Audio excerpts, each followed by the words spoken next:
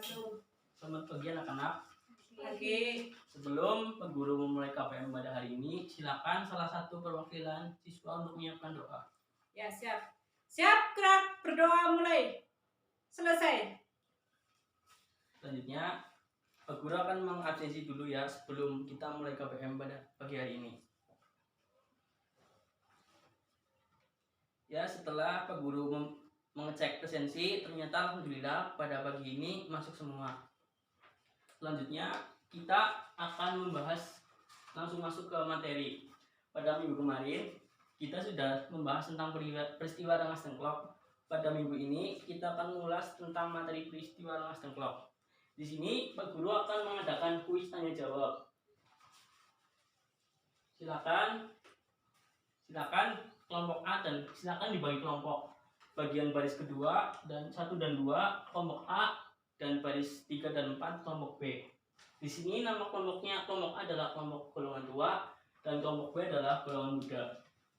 Silakan untuk berkelompok menurut kelompoknya. Silakan kalian untuk menunjuk perwakilan untuk menjadi juru bicara.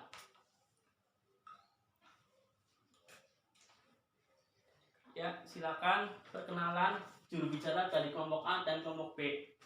Saya dari kelompok B, yaitu golongan tua. Nama Sali Setia Wulandari.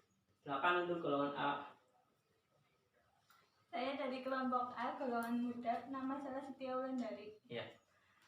Setelah sudah ada perwakilan untuk menjadi juru bicara, di sini Pak Guru akan membacakan cara bermain kuis tanya jawab. Di sini aturan atau instruksinya adalah yang boleh menjawab pertanyaan dari Pak Guru adalah hanya juru bicara. Dan sebelum menjawab pertanyaan, juru bicara wajib menekan bel terlebih dahulu. Ya, sebelum kita mulai kuis tanya jawab, silakan perwakilan dari juru bicara kelompok A dan kelompok B untuk mengecek belnya. Silakan untuk juru bicara kelompok B.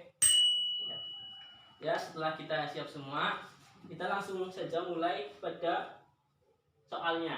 Di sini Pak Guru akan membacakan 10 soal. Masing-masing soal apabila benar akan mendapatkan nilai 100.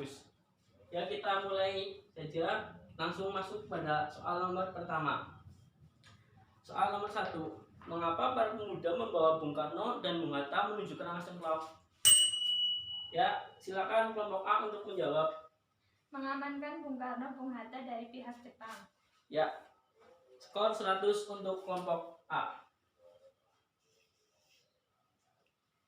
Di sini jawabannya adalah para pemuda ingin mengamankan Bung Karno dan Bung Hatta dari pengaruh dari pihak Jepang. Kita langsung masuk ke soal selanjutnya, yaitu soal nomor 2. Ketika tiba di Jakarta dari Rengas Dengklok, Soekarno, Bung Hatta, dan Ahmad Subarjo langsung menemui titik-titik. Ya, silakan kelompok A untuk menjawab pertanyaan. Laksamana Maeda. Ya, betul. Skor 100 untuk kelompok A. Jadi di sini jawabannya adalah ketika mereka dari Rengas Dengklok, mereka langsung menuju ke rumah Laksamana Maeda, yaitu seorang petinggi angkatan laut Jepang di kawasan Asia Tenggara. Di situ juga mereka langsung merumuskan naskah proklamasi pada tanggal 16 Agustus sore atau malam 17 Agustus. Ya, selanjutnya kita masuk pada soal nomor 3. Soal nomor 3. Naskah proklamasi diketik oleh titik-titik. Silakan kelompok B untuk menjawab pertanyaan. Sayuti Melik. Ya, betul. Skor 100 untuk kelompok B.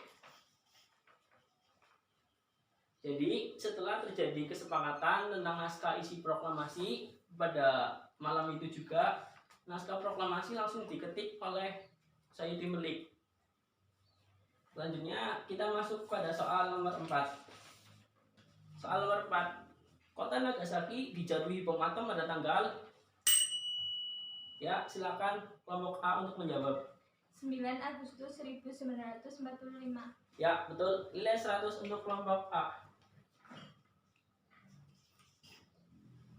Jadi, dua kota di Jepang yaitu Nagasaki dan kota Hiroshima dijatuhi bom atom oleh sekutu pada tanggal kota Nagasaki pada tanggal 9 Agustus tahun 1945, sedangkan kota Hiroshima dijatuhi bom atom oleh sekutu pada tanggal 6 Agustus tahun 1945. Ya, selanjutnya kita masuk pada soal nomor 5. Soal nomor 5. Jaminan yang diberikan Ahmad Subarjo kepada pemuda atau golongan muda sehingga Bung Karno dan Bung Hatta boleh kembali ke Jakarta adalah titik-titik. Ya, silakan kelompok A untuk menjawab. Proklamasi akan dilaksanakan tanggal 17 Agustus. Ya, skor 100 untuk kelompok A. Ya, jadi setelah terjadi kesepakatan antara Ahmad Subarjo dan juga golongan muda, di situ Ahmad Subarjo di Rengas Dengklok, Ahmad Subarjo menjaminkan dirinya bahwasanya kemerdekaan Indonesia akan dilaksanakan pada tanggal 17 Agustus tahun 1945 dan paling lambat pada pukul 12 siang. Ya. Kita langsung masuk ke soal nomor 6. Soal nomor 6. Arti penting dari terjadinya sebuah peristiwa Rengas Dengklok adalah titik-titik. Ya, silakan kelompok B untuk menjawab. Terjadinya kesepakatan golongan tua dan golongan muda untuk melaksanakan proklamasi di Jakarta. Ya, betul. Nilai 100 untuk kelompok 6. Ya, setelah terjadi kesepakatan, sebelum terjadi kesepakatan, di situ terjadi adu argumen antara golongan tua dan golongan muda. Di situ golongan muda ingin mendesak segera golongan tua untuk melaksanakan kemerdekaan. Tetapi di situ golongan muda berinisiatif untuk mengamankan Bung Karno dan Bung Hatta ke Rengas Dengklok. Setelah peristiwa Rengas Dengklok, di situ akhirnya terjadi kesepakatan antara golongan tua dan golongan muda bahwasanya peristiwa proklamasi kemerdekaan Indonesia akan dilaksanakan pada tanggal 17 Agustus tahun 1945 di Jakarta. Selanjutnya kita masuk ke soal nomor 7. Latar belakang terjadinya peristiwa Rengas Dengklok adalah titik-titik. Silakan kelompok A untuk menjawab pertanyaan. Pertentangan antara golongan muda dan tua. Ya, betul sekali. Skor 100 untuk kelompok A.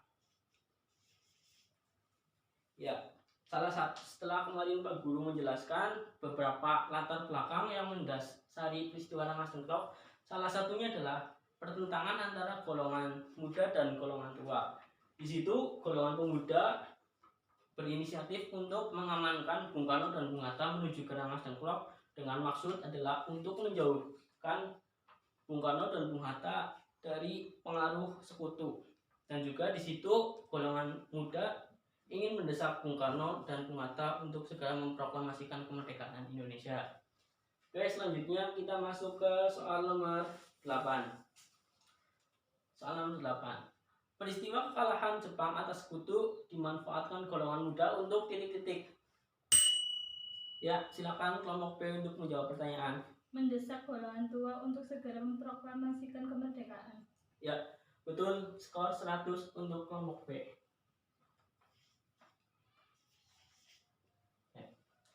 Setelah golongan muda mendengar bahwasanya Jepang sudah kalah dari sekutu, pada sumbernya adalah radio BBC. Di situ golongan muda berinisiatif untuk segera mendesak golongan tua untuk memproklamasikan kemerdekaan Indonesia.